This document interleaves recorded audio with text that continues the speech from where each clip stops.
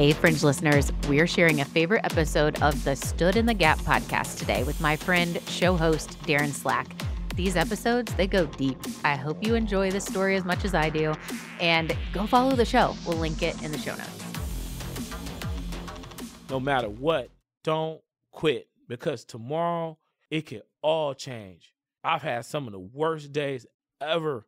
And if I had gave up, I wouldn't have the joy that I have right now. Success is not achievable alone. We all have a story of a person who took a risk, someone who imagined a life greater than what we could, someone who stood in the gap.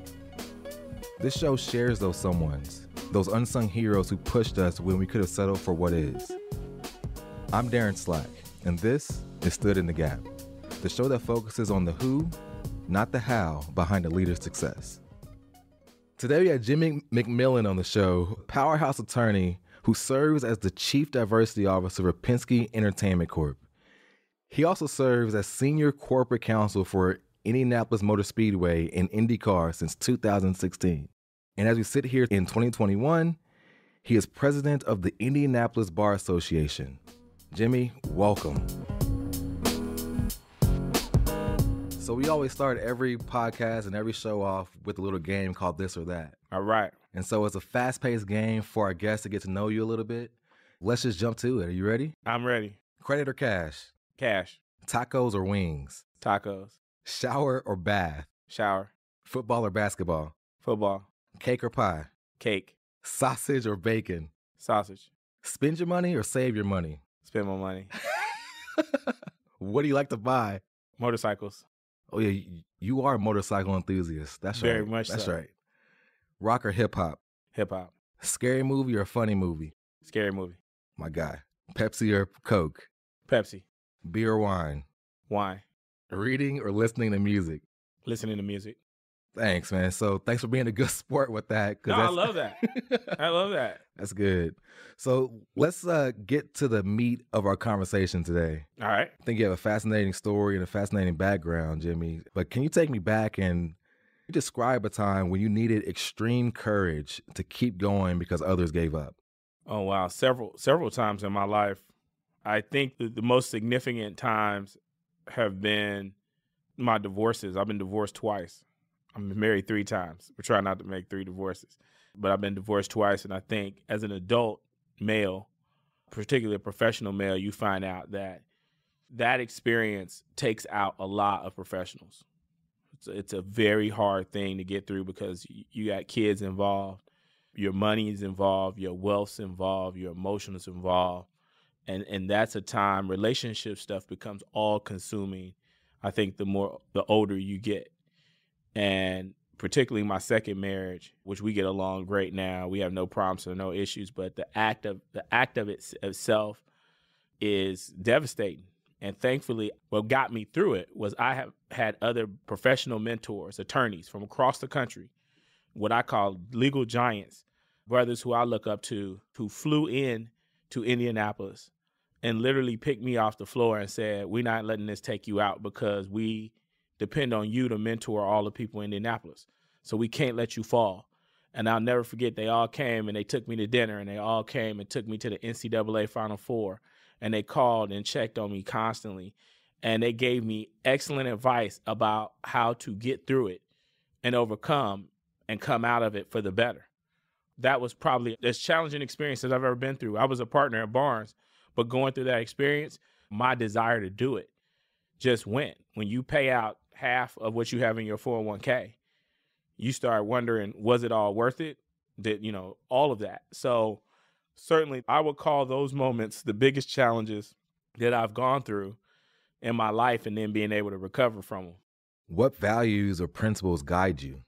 Just a desire to be great, not perfect, but great. Nobody's perfect, but the desire to be the best at everything I do. The desire to be as loyal and real as I possibly can.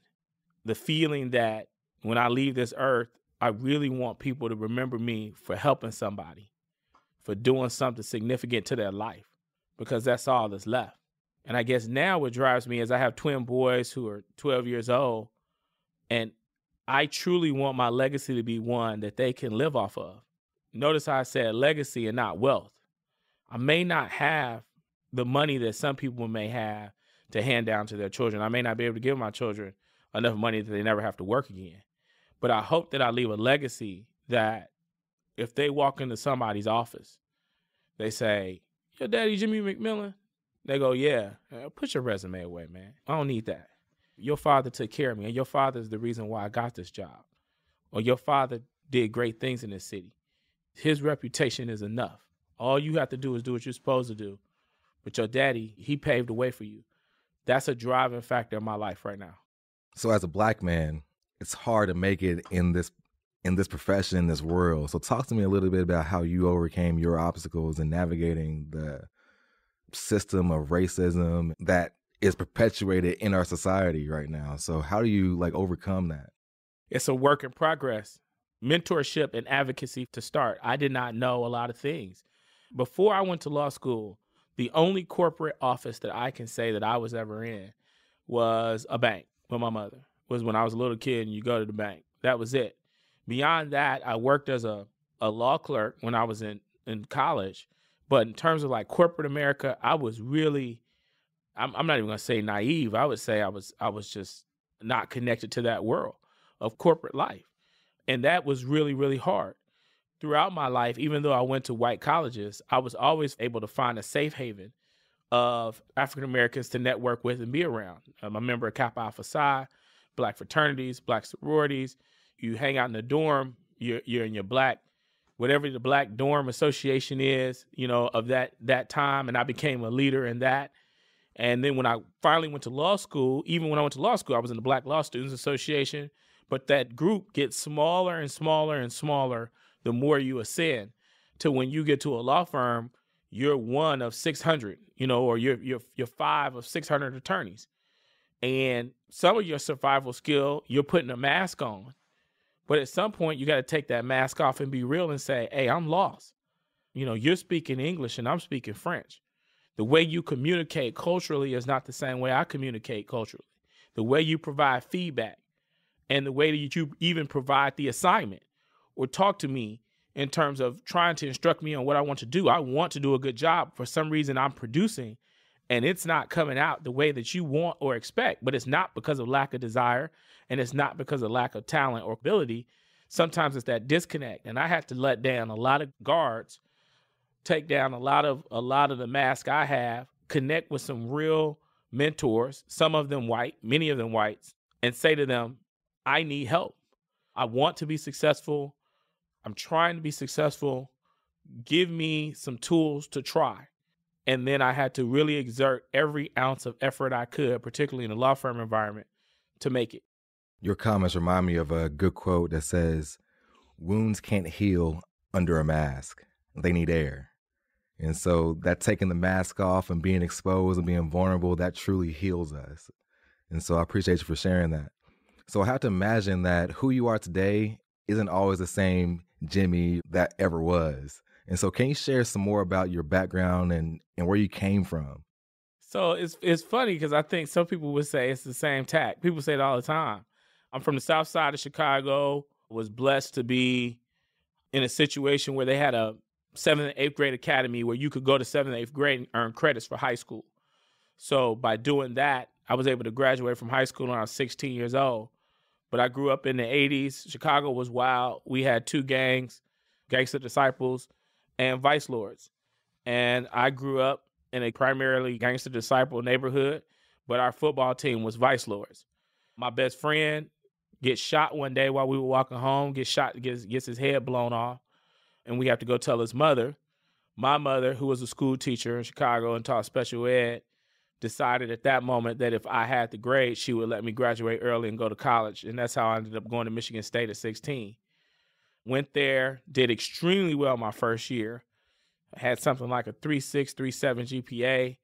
Ended up pledging Kappa my first year. So I'm a 16-year-old as a member of Kappa Alpha Psi and a fraternity. But really going to school more out of fear of my home life. When I was growing up, my father had an alcohol problem and used to jump on my mom, beat up my mom. Every year we were on the run. We'd run to a different house sometimes even to a different city. We stay gone for about a month or so, come back, and that was a back and forth. And meanwhile, I'm maintaining my grades when I was in high school because my mother just kept telling me, if you make good grades, you can get out of here. You can make good grades, you get out of here. When I go to Michigan State, I do well, and I start taking advantage of that thought of, well, I have good grades, so I don't have to go home. I got a job. I was working. I'm big man on campus, Kappa, and I started realizing over the summers that I could pay my own rent. And that really transformed me because my motivation changed. At that point, I realized I didn't really know why I was academically in school other than not to go home. Just the fear of going home was the only thing that motivated me to do well. And once that was gone, I was cool. So we ask every guest these 6 to 10 words that changed your life. What were those for you? My brother telling me, your dad shot your mother. I was like 18, 19 years old. I go home from school and my father and mother get into an argument. And in the course of that argument, I jump in my father's face. My mother tells me to stop. I get in the car and I leave and I decide I'm riding to Indiana to my brother, my stepbrother. And by the time I get there, I walk in the door and he says, your dad just shot your mother. You got to go back. So I literally jump in the car, turn around and go back, go straight to the jail, to Cook County Jail. Because when you get off the highway, Cook County Jail is right there. And I remember walking in to go see my father, and I remember him saying, look what you made me do. Then I remember going to the hospital, figuring out where my mother was at. She had got shot 3 times, twice in the back, once in the leg. And at that time, I had flunked out of school. And I remember just thinking, my mother's going to die, and I've been such a failure. Everything that she worked for, everything that she instilled in me, I didn't want my mother to die. And I haven't accomplished shit. And I knew that I could do more. And so I just kept praying to God. I remember sitting in the hallway at the hospital just praying to God my mother lived. Because you don't know. Like looking back on it now, my mother's alive. She's fine. But at the time, I really thought my mother was going to die. When you hear your mother got shot 3 times. But just praying to God to let my mother live. And if she let her live, I was going to do everything in my power to live up to my abilities. I just remember sitting there saying, just let my mama live, you know? And I said, I'd do anything. And that's what I've been doing ever since. How'd you feel when your dad looked at you and said, look what you made me do? Pissed, shitty, confused. I mean, you got to realize my grandfather had shot my father in front of me. So it's unexpected, but it's what it is by this time. You know, my father had been like that for a long time, and long time after that, my father continued to be that way. My mother survived, but my mother went and visited my father in jail every weekend. My mother's from Mississippi, and you know, she's a stern Christian, and she believes in forgiveness. But even after he got out, my mother stayed with him. He stabbed my mother after that. So, you know, it wasn't shocking when I walked into jail that he said it. I didn't feel like it was my fault because I knew I hadn't did anything. But it was just anger, like tired of it. I remember being a little kid begging my mother every time we go back, please don't go back. Please don't go back. I'll do, you know, I'm getting good grades. I would eat less, you know, because we'd be on the run, and I wouldn't ask for anything. And I try to be my best behavior, hoping that would make her not want to go back. But relationship stuff, like I tell you, when you get to a certain age, you realize the decisions you make in your relationship are probably the hardest and most challenging and most impactful of everything you got going. So after that happened with your dad, did you reconcile? Nah, I mean, we tried various times. I would say the key thing that happened is my kids were born, and there's nothing my mother loves more than my kids. My kids being born saved my mother's life.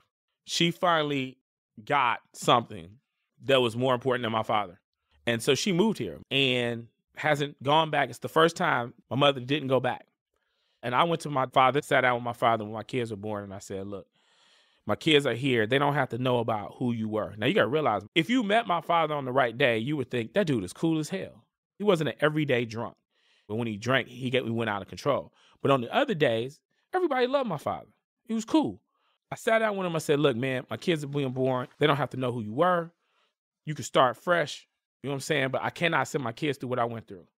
My mother takes my kids with him up to Wisconsin Dells. My cousins call me and say, hey, man, you got to come up here. Your father is wilding out, acting a fool, drunk. And that was it. I was like, I'm not going to send my kids through that. And from there, it is what it is. And we have a happy peace. So after your dad shot your mom and your mom survived, what happened next for you then? So how'd you get from there to now being the chief diversity officer at Penske Entertainment Corporation and the chief counsel at the Indianapolis Motor Speedway? What happened in between all of that? A lot. I was 19 years old then, but I could tell you the key thing that happened was it clicked for me that at any given time, it could all be over. And wherever that end button is, that's all you got left. And so from that spot, that moment, sitting on that hospital floor, I went back to Bloomington and I said, I'm going to get a job. And I got a job at a Firestone. And it's funny how that job at Firestone connects to me right now being at the Indianapolis Speedway IndyCar Series, because while I was working at Firestone, I was a tire sales guy, an oil change guy, and I was working my way up, and I worked my way up to assistant manager. But while I was there, the guys in the shop used to listen to the race. They used to listen to NASCAR races on Sunday. They used to tease me because I knew absolutely nothing about racing. And they took me to my first races. And I went and I saw the Dixie flags and all that, and the South will rise again shirts. And, you know, I'm asking them, is this cool, man? But they took care of me, and we watched the race. And as soon as the cars cranked up, I fell in love with it. And racing instantly became my favorite sport. I became a huge Tony Stewart fan. I watched all the races, and it just became a thing for me. And that passion for motorsports and love of racing ends up connecting back to me having the job I have today. I had got kicked out of school and told by the university that I wasn't allowed to register for classes because my grades were so bad. I just started to go to campus and just ask any and everybody, how can I get back in school? How can I get back in school? What can I do? And I found out you can get your associate's degree by taking independent study classes at home. And if you do well at that, you can reapply for the bachelor's program. Cool. Paid for my little books, ordered them, and started doing the associate's program. Got back, got straight A's in the independent studies classes that I was given, and then made my petition to get back in my bachelor's program. Got back in school, made straight A's and B's my first year back, made straight A's my second year back, but still only had a 2.4 GPA because my GPA had been so bad. When I started school, I was at Michigan State. During all of this, I had transferred. So my GPA started over, but it started over with me getting Fs. People told me you're not going to be able to get into law school. By that time, I had a mentor who told me all they can do is tell you no. You try your hardest. You come this far. All they can do is tell you no. And I think the fraternity part of me and all the principles I learned at Kappa Alpha Psi about achievement said, I'm going to achieve this one way or another. I've always wanted to go to law school. These things that happened, they weren't all my fault. I'm going to apply. And I applied to 9 law schools, got accepted to 7. One of them was the Robert McKinney School of Law in Indianapolis. Went there, did extremely well in law school, graduated, clerked for the Indiana Supreme Court for Justice Frank Sullivan for 2 years, then went on to Barnes & Thornburg, where I worked to become a partner. And then one day decided I wanted to mix my passion with my profession and decided to go over to the Indianapolis Motor Speedway and became a lawyer for them. And then last year, Roger Penske appointed me to be chief diversity officer. So there's a lot in between all that. But every day I wake up and look in the mirror with a burning desire to be great. And knowing that tomorrow I could die, or my mother could die, or somebody could die, and I'd be damned if somebody died and not realize that I was on this planet doing my best with every day I got. Who deserves credit in your life that you've been slow to acknowledge? Oh, definitely my father. Definitely my father. My father deserves a lot of credit. I wonder sometimes if my father had not been who he was, if I would be who I am today. I think about that a lot. A lot. Like, what if my father was normal? What if my father didn't shoot my mother? Would I have been motivated? It's like the movie, The Butterfly Effect. You change one thing, you change a million other things. I know in my life, I have to credit my success to my father. And that's a painful thing to admit, but it's the truth. That without my father being who he was, I wouldn't be who I am today, and I wouldn't sit where I am, because I know that he motivates everything that I do to not be like him. Sometimes I don't know if that's a good thing. I don't know if because my sons are not going to have that. So when I look at them and they're happy and getting straight A's, I wonder what will be their motivation. It won't be the same as mine. So it's definitely my father. It's a good segue into my next question. If you could only leave your children one life lesson, what would it be, Jimmie? Don't quit. Don't quit. I tell them it every day. I learn more about you after you fail than when you're not failing, when you're doing right. I learn more about you when you do something wrong and you mess up. I learn about what type of man you're going to be when you come to me in honesty, when you overcome your fear and say, Daddy, I broke this, or Daddy, I didn't do well on this test. I learn more about who you are when you don't quit. And it's something I've been drilling on them since you're little. You don't get frustrated when something gets hard. You don't run away from hard things. And realize that life is all about some people who quit. It's like watching sports and you see the guy who's running down the field and they give up on the play. Or you see them playing basketball. You're like, that cat's not even playing defense. Like, he's just jogging. You can see that in your professional life too. You can see people who literally give up on the play. They don't show up to work on time. They don't get projects done. They take every vacation day off, every sick day off, any opportunity they can not to go to work, they don't go. You just see people who not only take their work, but their relationship, they quit. They literally quit and say, I'm done with life. And sometimes that manifests itself with alcohol. Sometimes it manifests itself with drugs, but they quit.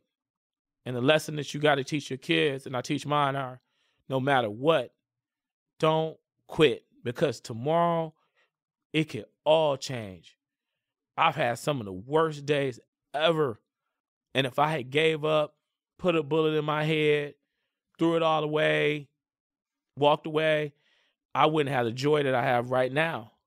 Life is just like that, man. You can't see how beautiful tomorrow is until you live it and you get through the troubles of today. But if you let the troubles of the day take you out, you're going to miss the beautiful day that God has planned for you to offer. I truly believe God has more good days planned for you than bad. This show is all about how we can propel each other and our communities forward. So each episode, we feature an organization that lives out this mission. Today, we are featuring... For 50 years, the National Kidney Foundation of Indiana has helped Hoosiers affected by kidney disease with education and prevention programs, free kidney health screenings, patient services like our Emergency Financial Assistance Fund, and kidney camp for kids with kidney disease who would not be able to attend a traditional summer camp due to their health issues. We are excited to announce the return of our Indianapolis golf outing in 2021, and we would love your help to make this event a major success. Are you a golfer who enjoys networking, or maybe you're just looking to give back to the community that you call home? Give us a call today at 1-800-382-9971 for more information about joining our golf planning committee. The NKFI has served the state of Indiana for 50 years, and we're looking forward to our next 50 with your help. Again, please call us at 800-382-9971. If there's a mission or cause you care about, you can get them on the show by emailing me at Derrin@proactindy.org. That's DERRIN @proactindy.org. Now, let me ask you, who stood in the gap for you?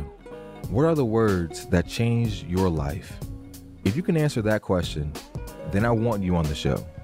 Send me a message at Derrin@proactindy.org. That's Derrin, DERRIN @proactindy.org.